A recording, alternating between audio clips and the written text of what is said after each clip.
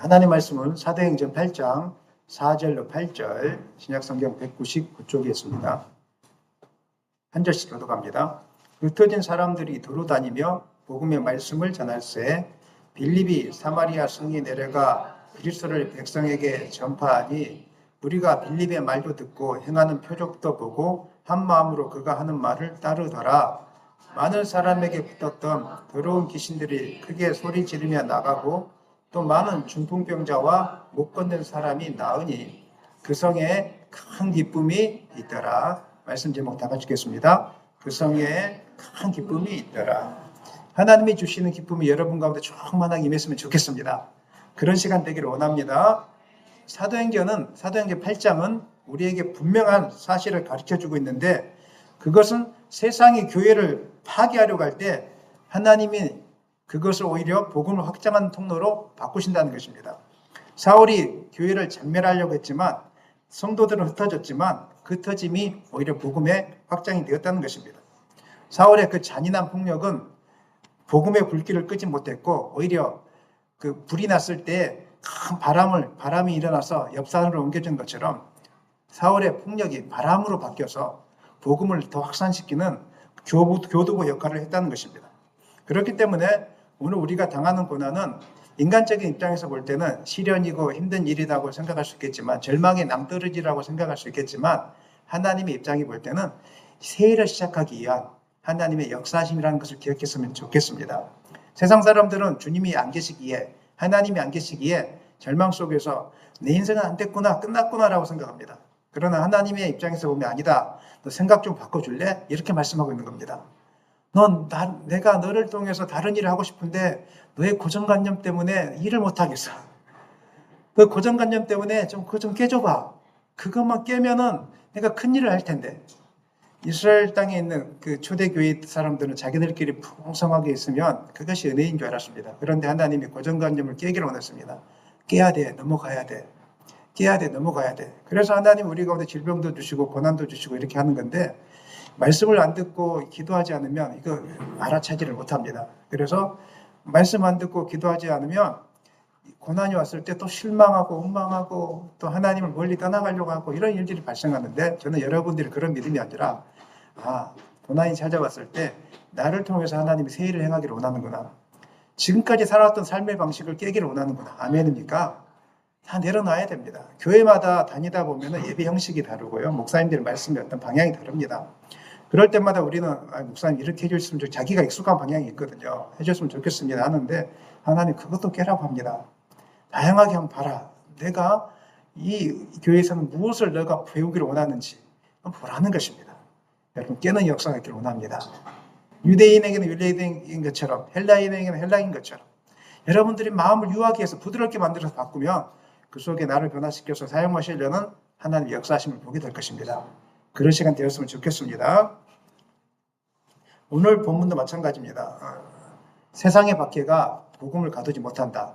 사마리아 땅에 임했던 그 복음의 역사에 대해서 기록하고 있는데 사도행전 8장 4절 이렇게 기록합니다. 다 같이 읽겠습니다. 그 흩어진 사람들이 두루 다니며 복음의 말씀을 전할세. 사울과 유대 종교 지도자들의 박해로 인해서 초대교회 성도들은 흩어질 수밖에 없었죠.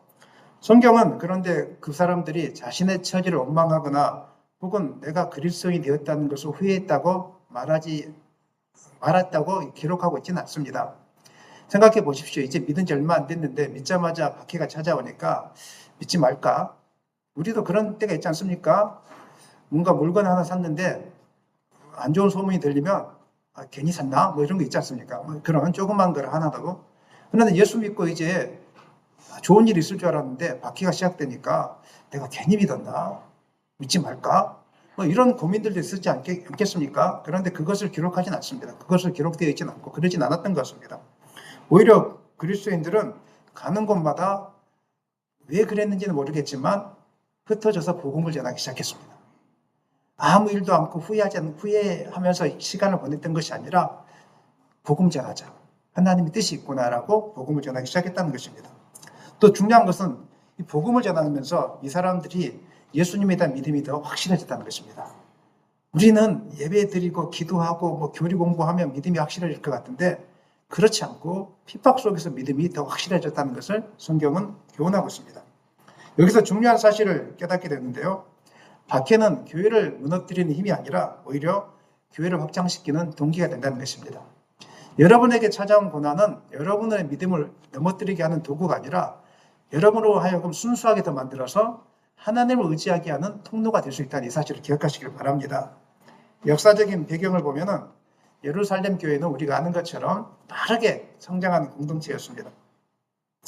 예수님께서 그 공동체에게 이런 명령을 하셨죠. 그 공동체가 이루어지기 전에 이런 명령을 하셨죠. 예루살렘과 온 유대와 사마리아와 땅끝까지 이르러 내 증인이 되라고 말씀하셨습니다. 그게 사도행전 1장 8절 말씀에 이렇게 기록되어 있습니다. 그런데 이 말씀이 본격적으로 이루어지지는 않았습니다. 예수님이 말씀하셨는데 본격적으로 이루어지지 않았습니다. 그때 하나님께서 유대 종교 지도자들의 박해를 허락하셨습니다. 박해할 때 막아주신 게 아니라 허락하셨습니다. 왜 안 막아주셨겠습니까? 안 막아주는 게 유익이 크기 때문에 그런 것입니다. 안 막아주는 게 내 고난이 넘어가지 않는 것이 유익이 더 크기 때문에 그냥 내버려 두신 것입니다. 우리도 그럴 때가 있지 않습니까? 고난이 갑자기 찾아오면 하나님 넘어가게 해달라고.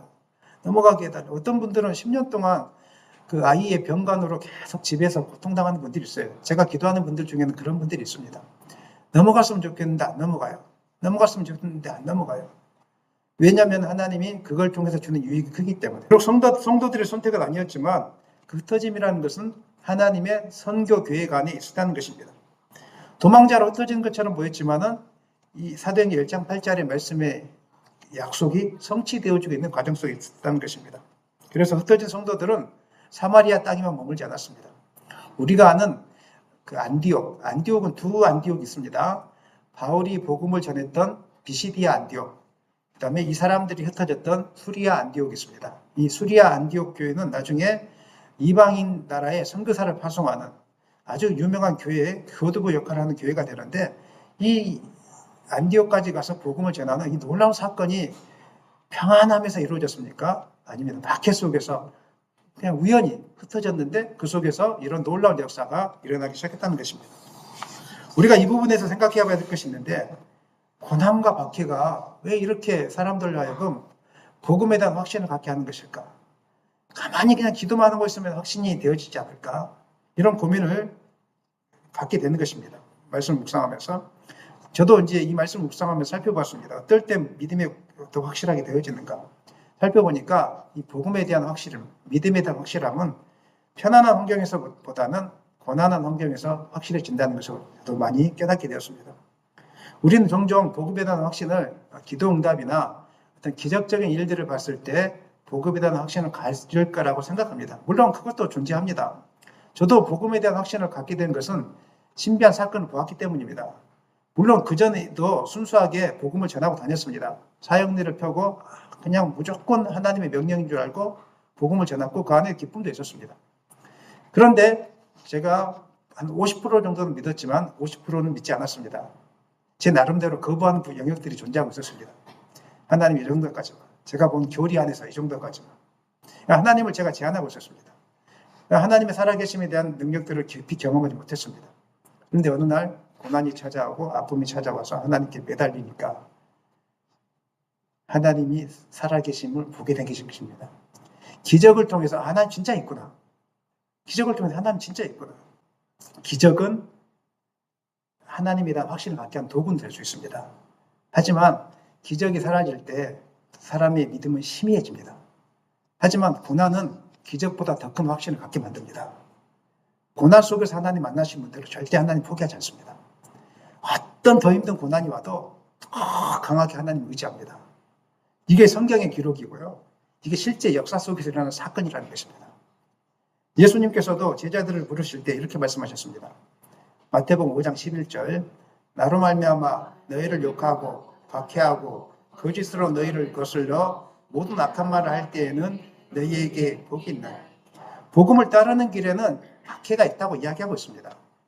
복음을 따르는 길에는 고난이 있다고 이야기하고 있습니다. 그런데 그것만 이야기하지 않고요. 그 박해가 복음의 길의 해가 아니라 오히려 뭐가 된다고요? 복이 된다고 이야기하고 있습니다. 이 사실을 믿으시기 바랍니다. 그리스도인들이 예수님 따르다가 당하는 어려움, 환난, 생각하지 못한 어떤 어려움들은 여러분에게 해가 아니라 복이 된다. 따라합시다. 내가 당한 해는 복음 안에서 복이다. 믿으십니까? 그 이야기를 하고 있는 것입니다. 또 말씀하셨습니다. 마가복음 8장 34절 누구든지 나를 따라오려거든 자기를 부인하고 자기 십자가를 지고 나를 따를 것입니다.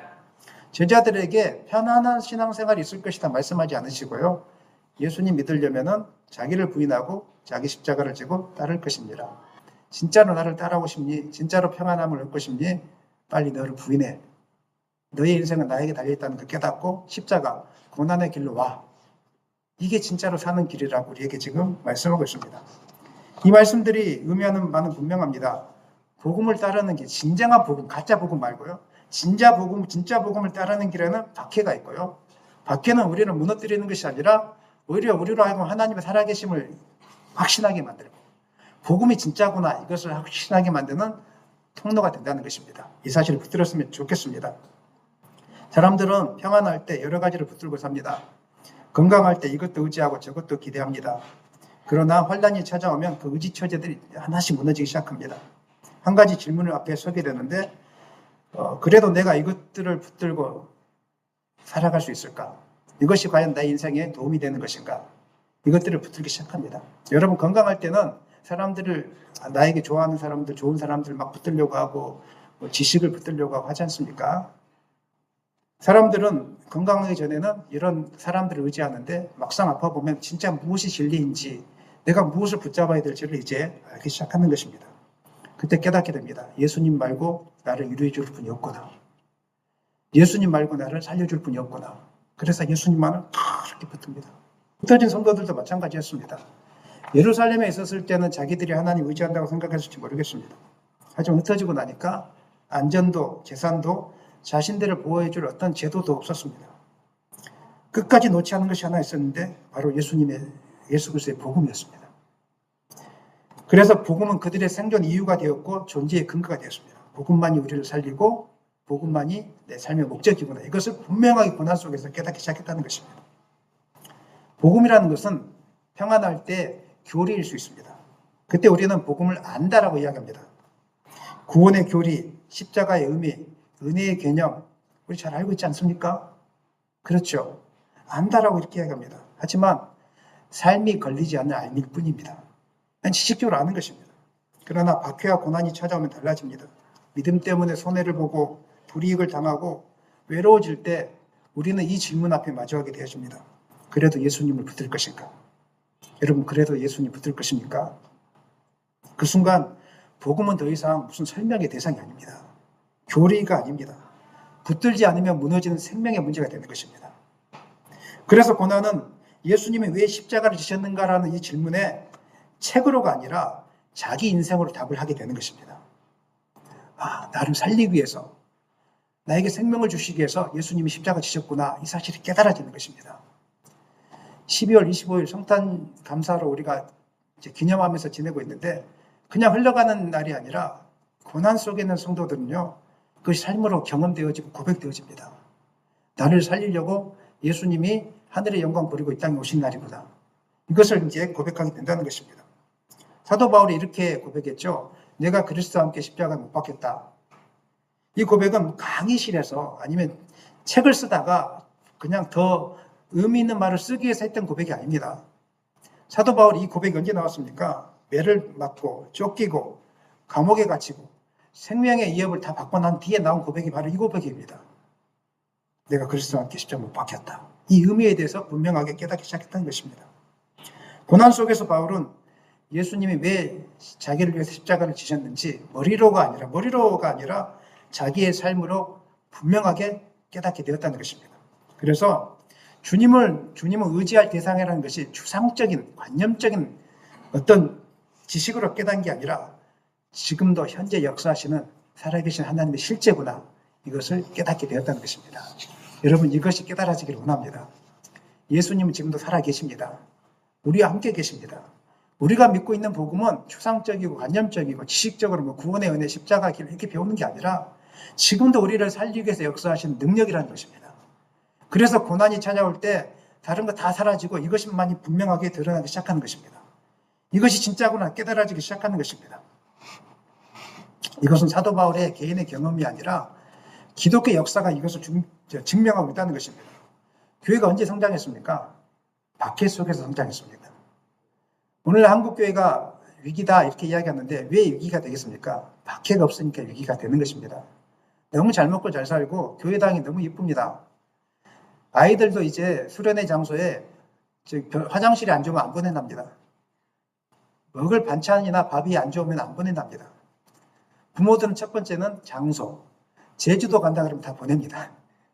그런데 저 강원도 살금살게 보낸다면 안 보냅니다. 모기 나오고 이런 데 안 보냅니다. 뭔가 지금 잘못돼 가고 있습니다.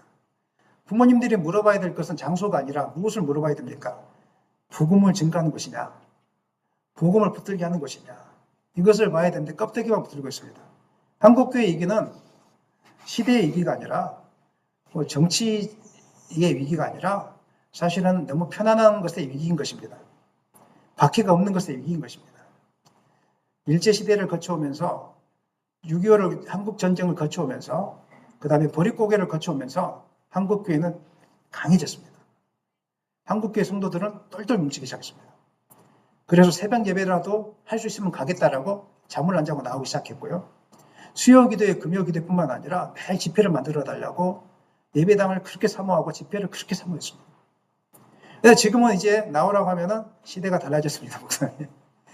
지금 출근도 일찍 하고 퇴근도 늦게 하는데 여러 가지 핑계가 너무 많습니다, 사실은.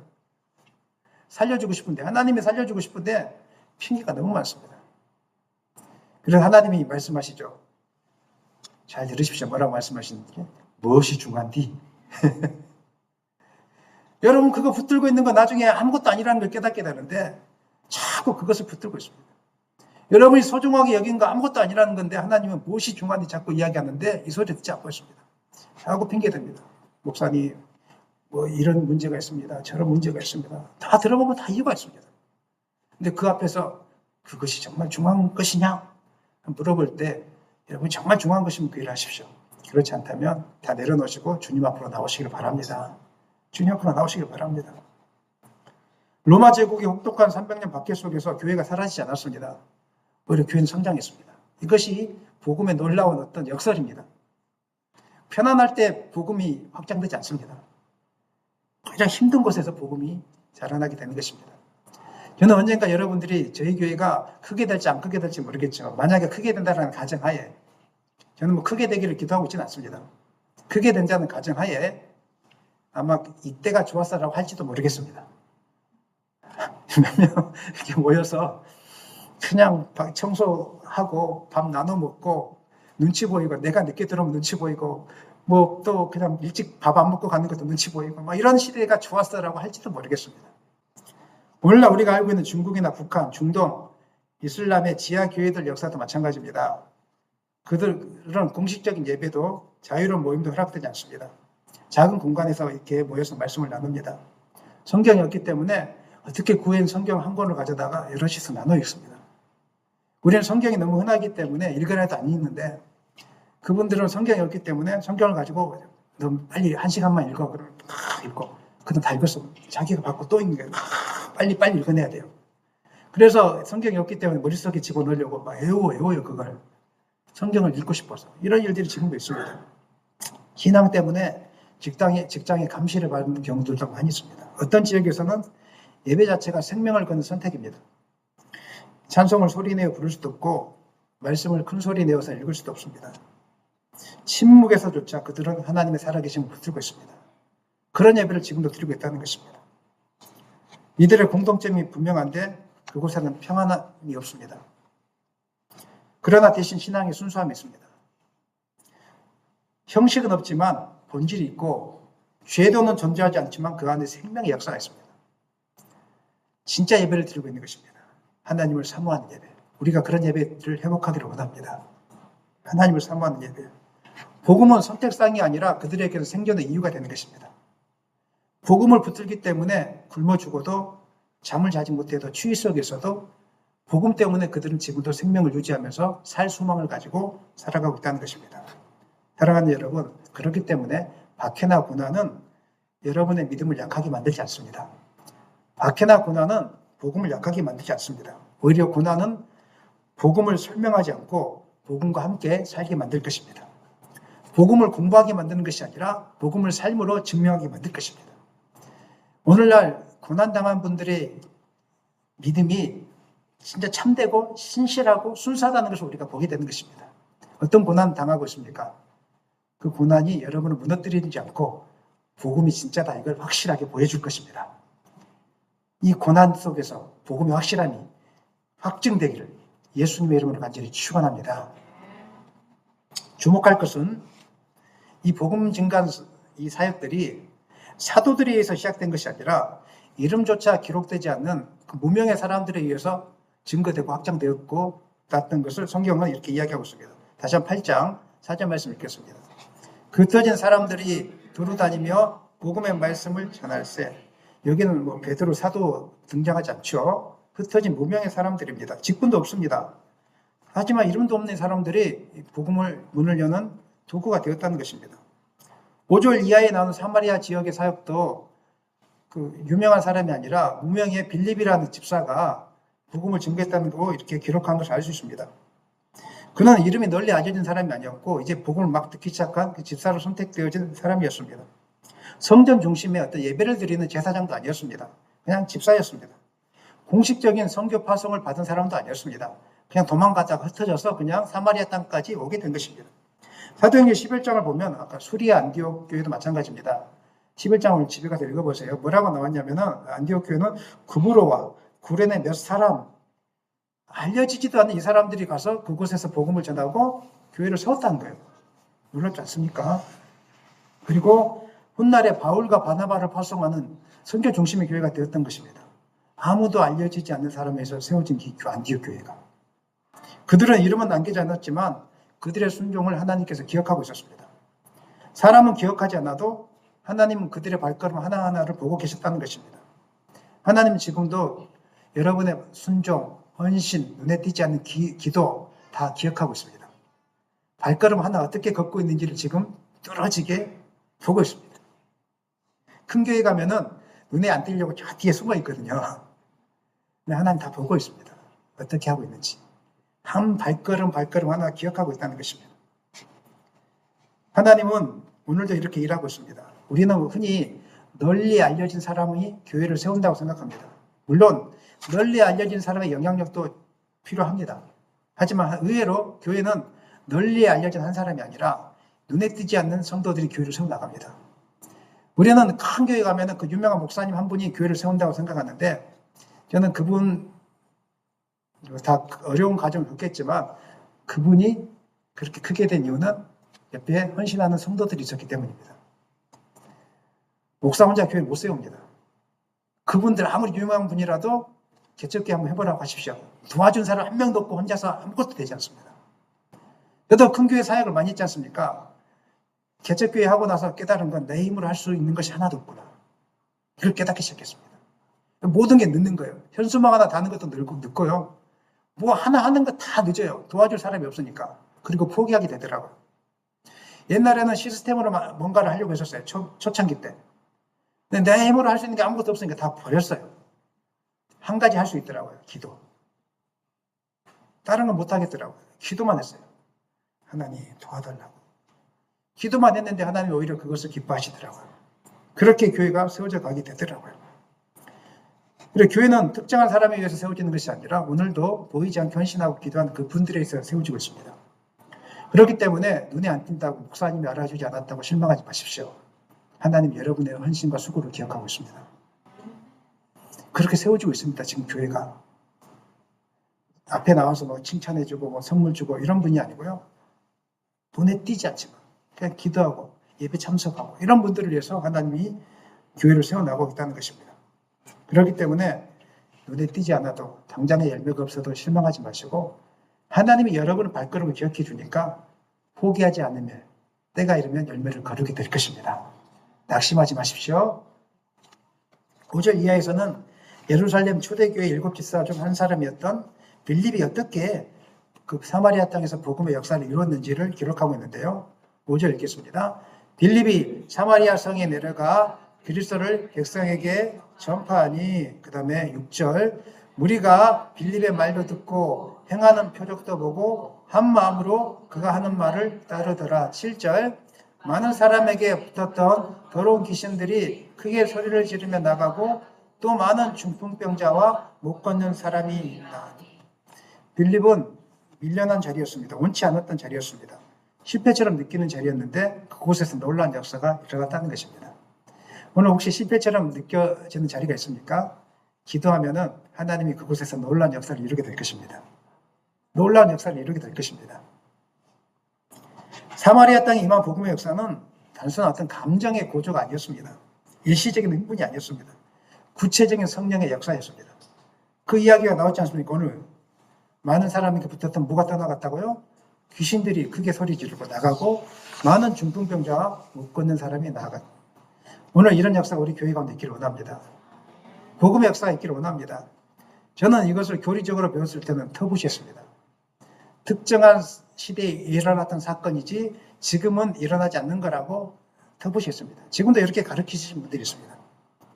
이런 일들은 특정한 시대에 일어나만 있던 사건이지 하나님이 특별한 구속의 역사를 위해서 성취했던 사건이지 지금은 없다라고 이렇게 가르치는 분들이 아직도 많이 존재합니다. 왜냐하면 자기가 경험하지 않고 있기 때문에. 목사님들도 이것을 경험해야 확신 있게 이야기해 주거든요. 근데 경험하지 못하면 이걸 다 넘어가 버립니다. 누가 이야기하려고 하면 넘어가 버리고 하지 말라고 이야기하고 그건 잘못된 거라고 이야기하고 이렇게 이야기하는데 경험하지 못하면 저도 그랬습니다. 경험하고 나서는 다 받아들입니다. 다 인정합니다. 내가 경험하지 못한 신비한 일이 일어날지라도 하나님이 역사하신 거라면 다 받아들이려고 저는 준비할 자세를 갖고 있는 것입니다. 내가 어떻게 하나님을 다 알 수 있겠습니까? 그 크신 하나님을 어떻게 다 이해할 수 있겠습니까? 오늘 본문에 근거하면은 성령께서 역사하실 때 나타나는 큰 두 가지 특징을 볼 수 있습니다. 첫 번째는 묶임에서 풀려나게 됩니다. 더러운 귀신이 떠나가게 됩니다. 오늘 귀신이 떠나가기를 원합니다. 이 귀신이 떠나가라고 하면 사람들이 좀 무서워하거나 이상하게 생각하는데 그렇지 않습니다. 때가 묻어왔다고 생각하시면 됩니다. 우리도 때가 많이 묻어오지 않습니까? 저녁에 가면 손발 씻잖아요. 영적인 때가 내 가운데 묻어옵니다. 완전하게 사로잡힌 분도 있습니다. 우리가 말하는 정신 나가신 분들, 이제 알코올 중독이나 이런 분들은 완전하게 사로잡힌 분들입니다. 이제 제가 이렇게 이야기하면 이제 정신과 의사들이 아니라라고 할지 모르겠지만 제가 많은 경험이 있습니다. 알코올 중독 병동에 가서 기도했을 때 그를 묶고 있는 것이 드러났습니다. 기도하면 다 드러납니다. 그래서 치료 받았습니다. 뿐만 아닙니다. 여러 가지 중독, 게임 중독, 음란 중독, 이거 다 영적인 사탄의 짓입니다. 우리는 그냥 정신적인 증상이라 하는데 그렇지 않습니다. 그거는 이제 여러분 기분 좋게 하려고 하는 이야기예요. 그냥 귀신 들렸다 하면 좀 안 좋잖아요, 기분이. 좋으세요? 부인하는 거예요, 우리가. 사탄이 부인하게 만들어요. 귀신에게 사로잡힌 거예요. 인정해야 돼요. 그게 나쁜 건 아니에요. 여러분 코로나 걸렸어요. 기분 나쁘세요? 약 맞으면 되잖아요. 마찬가지 사단의 역사도 목사에게도 틈타고요. 다윗에게도 틈탔잖아요. 다윗에게도. 틈탄 거예요. 그런데 영적인 능력이 있고 충만하신 분들은 틈타도 기도로 다 극복이 되어져요. 근데 영적인 능력이 없거나 아니면 너무 어려움이 찾아왔거나 이런 분들 혼자서 이기지 못한 분들 있잖아요. 우리도 면역력이 좋으면 감기 이기죠. 그죠? 그죠? 감기가 들어오는 게 여러분이 몸에 여러분이 잘못돼서 감기가 찾아옵니까? 아니잖아요. 면역력이 떨어진 상태잖아요. 그럴 때 감기가 찾아오면 여러분, 아유, 내가 인생을 잘못 살았는데 이렇게 하십니까? 그렇지 않잖아요. 어떻게 해요? 병원 찾아가서 항생제 맞잖아요. 마찬가지입니다. 사단이 들어올 때 우리가 기도로 이겨집니다. 아멘입니까? 말씀으로 이겨집니다. 아멘입니까? 그러나 콧물도 그렇고요. 기침 감기도 그렇고 방치하면은 이거는 이제 절혈로 치료되지 않습니다. 약이 필요합니다. 항생제가 필요합니다. 아무리 믿음이 있어도 충만해도 어떻게 내버려뒀다가 완전히 다운되는 분들이 있습니다. 이럴 때는 이제 기도의 도움이 필요한 것입니다.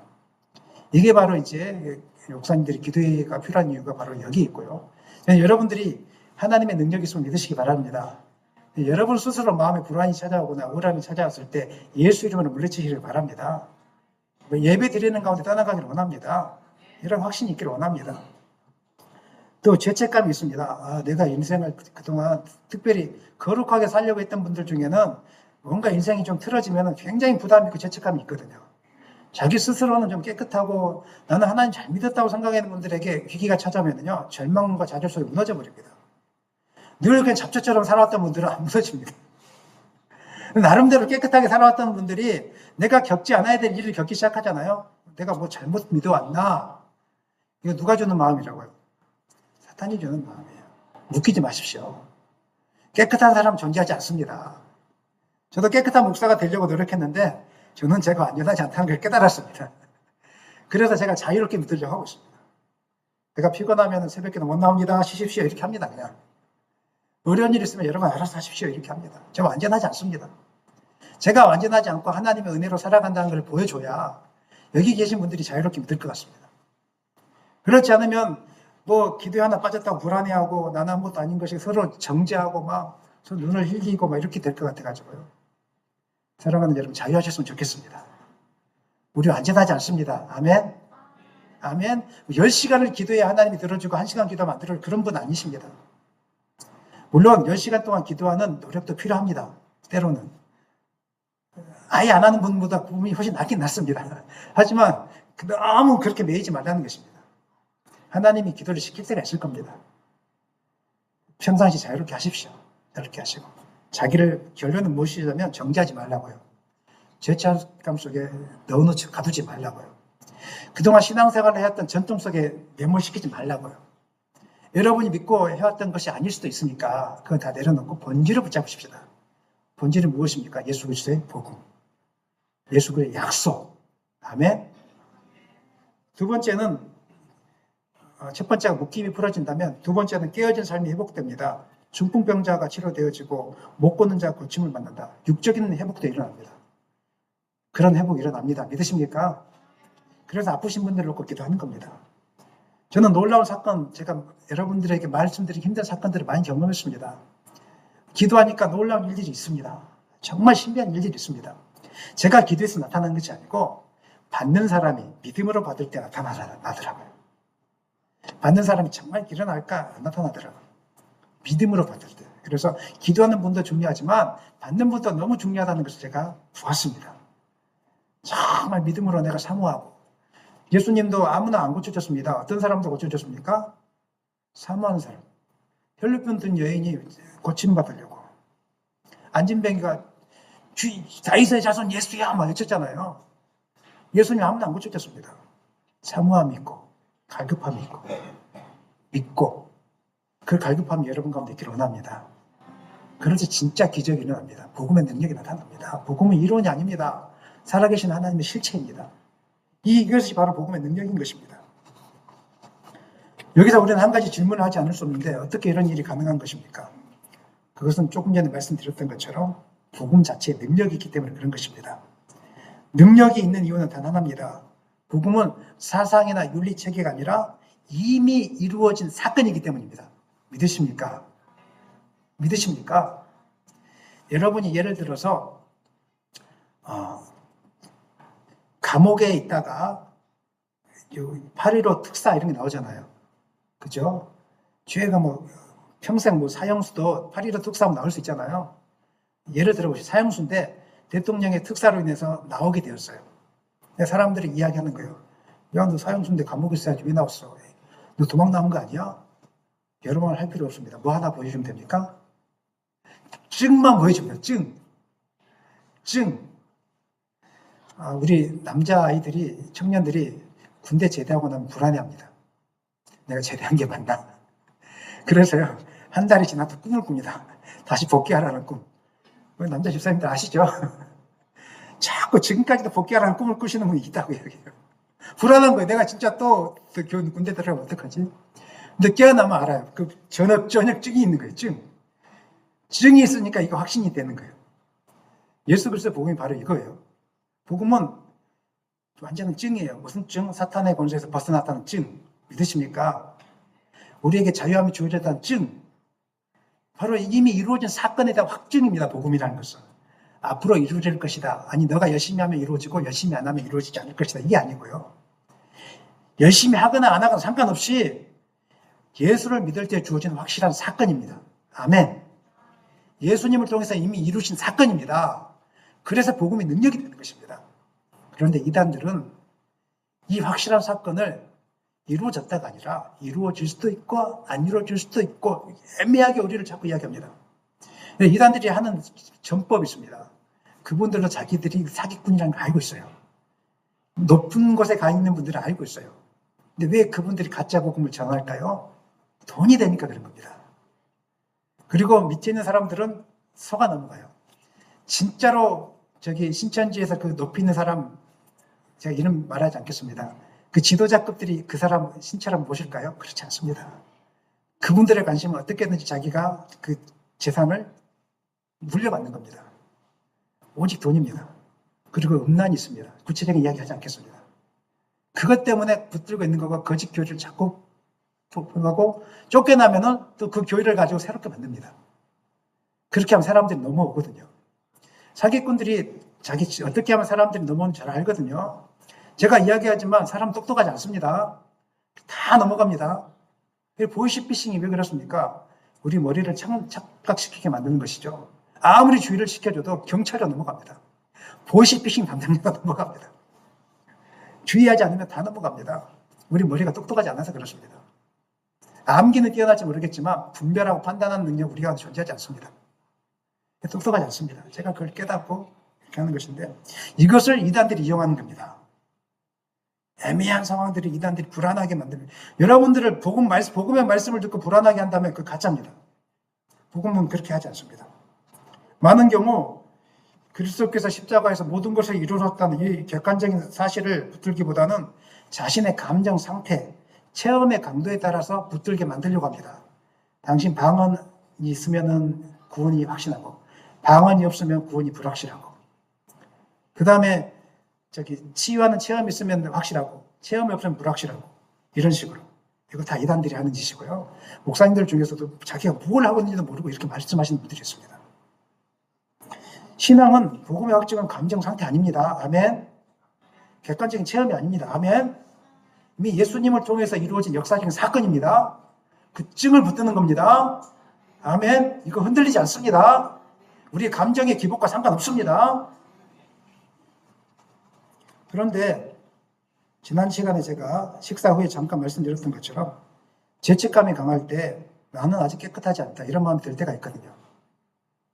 마음이 불안할 때 보혈을 발라야 더 안전하다 이런 느낌이 들 때가 있습니다. 그것을 이용합니다. 이단들이 종말론 이단들이 그걸 이용합니다. 집사님 기도해 보니까 깨끗하지 않는 것 같아요. 보혈을 더 발라야 될 것 같아요. 기도해 보니까 죄를 많이 지은 것 같아요. 보혈을 더 발라야 될 것 같아요. 참 맞는 말 같아요. 그렇죠? 그러면 구약에 막 뭐 바르고 피 뿌리고 이런 이야기 하거든요. 성경은 예수님의 보혈을 이미 흘려진 피, 이미 효력을 발휘한 피로 이야기하지 지금 아직 그 효력이 계속 발려야 된다거나 아직 끝나지 않았다 이렇게 이야기한 적이 없습니다. 요한일서 1장 7절 읽겠습니다. 그 아들 예수의 피가 우리를 모든 죄에서 깨끗하게 하실 것이요. 예수의 피가 깨끗하게 하실 것이요. 깨끗하게 했지 않습니까? 예수님 피, 아직 십자가에 못 박히지 않았습니까? 못 박힌 걸 끝났습니까? 그리고 우리 죄는 깨끗하게 됐습니까? 안 됐습니까? 됐다고 나오고 있잖아요. 이것을 잘못 해석해가지고 지금도 깨끗하게 하실 것이요. 지금도 보혈을 발려야 된다고 집사님 제가 기도해 보니까요. 보혈의 피를 조금 더 발려야 되겠는데 예배당에 나오세요. 나온다니까요. 진짜로요. 감각적으로요. 특정한 상황마다 보혈을 덧입어야 된다고. 감각적으로 느껴야지 안전하다고 자꾸 우리 가운데 자꾸 잘못된 사상들을 불어넣습니다. 매우 심각한 문제를 낳는데요. 왜냐하면 이것은 십자가의 완성을 부정한 일이고요. 십자가를 그냥 도구로 전략시키는 일이기 때문에 그런 것입니다. 보혈은 우리가 다시 사용하는 재료가 아닙니다. 보혈은 하나님께서 단번에 사용하신 구원의 근거가 되는 것입니다. 아멘. 감정이 약해질 때마다 또 다시 바르고 감정이 약해질 때마다 또 다르는 그런 게 아니라니까요. 하나님께서 한 번에 이룬 구원의 사건입니다. 이 사실 붙으시길 바랍니다. 그래서 성경적인 믿음은 분명합니다. 보혈은 바르는 것이 아니라 보혈을 통해서 이미 의롭다함을 받았다. 아멘. 의롭다함을 받은 것입니다. 죄를 지을 때마다 보혈을 발라서 다시 씻는 것이 아니라 이미 씻김 받은 자로 회개하면서 하나님께 나아가는 것입니다. 목욕한 자입니다. 우리 목욕한 자. 목욕한 자는 발밖에 씻을 것이 없는 것입니다. 자꾸 보혈로 목욕을 하라고 넘어가시면 안 됩니다. 히브리서 10장 4절 읽겠습니다. 그가 거룩하게 된 자들을 한 번의 제사로 영원히 온전하게 하셨느니라. 한 번의 제사로 온전하게 됐다고 해야겠죠? 여러분, 예수님을 믿을 때 우리 죄가 다 씻음 받았습니다. 아멘. 끝났습니다. 또 더 발라야 된다는 이런 게 없습니다. 이단들은 자꾸 그럴싸하게 문구를 가져다가 그럴싸하게 이렇게 부각시키고 우리를 혼동스럽게 만든다는 것입니다. 단번에가 중요한 것입니다. 반복되지 않는다는 것이고 추가되지 않는다는 것이고 보완될 필요가 없다는 것입니다. 완전한 사건인 것입니다. 결론적으로 십자가는 완성입니다. 아멘. 완성인 것입니다. 출애굽기에서 6월절 밤에 이스라엘이 구원받은 이유가 집안에서 그 사람들이 떨면서 피를 바라보고 있었기 때문입니까? 아니면 하나님이 피를 보았기 때문입니까? 다시 묻겠습니다. 벌벌 떨면서 그 사람들이 6월절 피를 바라보고 있었기 때문에 구원받았습니까? 아니면 하나님이 발라진 그 피를 보았기 때문에 저주가 넘어갔습니까? 중요한 겁니다. 여러분이 지금도 기도하면서 보혈을 발랐기 때문에 죄가 사함받거나 그러지 않습니다. 그런 거 없습니다. 하나님이 여러분 안에 있는 보혈의 피로 해결되어진 예수님을 보고 있기 때문에 넘어가는 것입니다. 헷갈리지 마시기 바랍니다. 내가 보혈을 발랐기 때문에 그런 것이 아니라, 계속 발라야 되기 때문에 그런 것이 아니라, 내가 보혈을 보고 있기 때문에 그런 것이 아니라, 이미 해결된 예수님이 여러분 가운데 있기 때문에 여러분 가운데 저주가 끝난 것입니다. 아멘. 그렇기 때문에 보혈을 계속 바른다거나 보혈을 의지해야 된다거나 이런 굉장히 좀 좋아 보이는 이런 말에 속아 넘어가지 않기로 원합니다. 많은 분들이 다 속아 넘어가고 있습니다. 한국교회가 많이 그러합니다. 제가 저번에 이야기했죠. 그렇게 해도 뭔가 나타난다고. 감정적으로 충만해져요. 그렇게 해도. 충만해져요. 의식적으로 넘어갑니다. 여러분 보혈이 임할지어다 하잖아요. 막 와 하면 넘어간다니까요. 본인이 감정적으로 충만해져가지고. 저는 많은 은사를 경험하고 나서 결론. 속아 넘어가. 머리를 창남 가운데 일으킨 거구나. 말씀이 아닌 걸 가지고 자꾸 착각 속에 그걸 행하는 목사도 섰고 그렇게 넘어지는 성도들도 섰고 또 착각 속에서 쓰러지는 거구나. 이걸 제가 보게 된 것입니다. 복음은 완전합니다. 이것만 붙들고 두려워하지 마십시오. 감정의 기복에 따라 흔들리지 않았으면 좋겠습니다. 말씀 마무리하겠습니다. 사마리아 성에 복음이 전해진 결과가 8절 말씀에 기록되어 있습니다. 읽겠습니다. 그 성에 큰 기쁨이 있다. 이 기쁨은요, 감정적인 흥분, 일시적인 기쁨이 아니었습니다. 우리도 찬양을 막 열심히 우리 막 기쁘고 막 하잖아요. 막 비트가 높아지면 기쁨도 있고 하지 않습니까? 그게 아니었습니다. 진짜 억눌림에서 해방되는 기쁨. 여러분, 사탄한테서 묶여있다가 풀려진 사람이 하는 말들이 있습니다. 너무 편해요. 그동안에는 마치 체한 것처럼 마음이 답답했대요. 그동안 체한 것처럼. 근데 묶여진 사람이 하는 말이 있어요. 너무 편해요, 목사님. 지금까지 이렇게 편한 거 처음이에요. 진짜로 묶임 속에서 풀려진 사람들이, 복음 안에 들어온 사람들이 말하는 게 공통점이 이거예요. 진짜 기쁨, 진짜 평안함. 여러분 소유하기를 원합니다. 이미 소유했습니다. 믿으시길 바랍니다. 이 기쁨은요, 상황이 달라지지 않는데도 기쁨이 생기는 거예요. 상황이 달라지지 않았지만 하나님이 나를 붙들고 있다는 확신이 생긴 거예요. 여전히 또 기도 끝나고 나면은 그 사마리아 땅이 기다리고 있는데 기쁨이 생기는 거예요. 여전히 예배 끝나고 나면은 나를 힘들게 하는 그 유대 종교 지도자들이 버티고 있는데 기쁨이 생겨요. 누가 내 안에 있기 때문에. 예수님이 내 안에 있기 때문에. 나는 예수님을 통해서 구속받았기 때문에.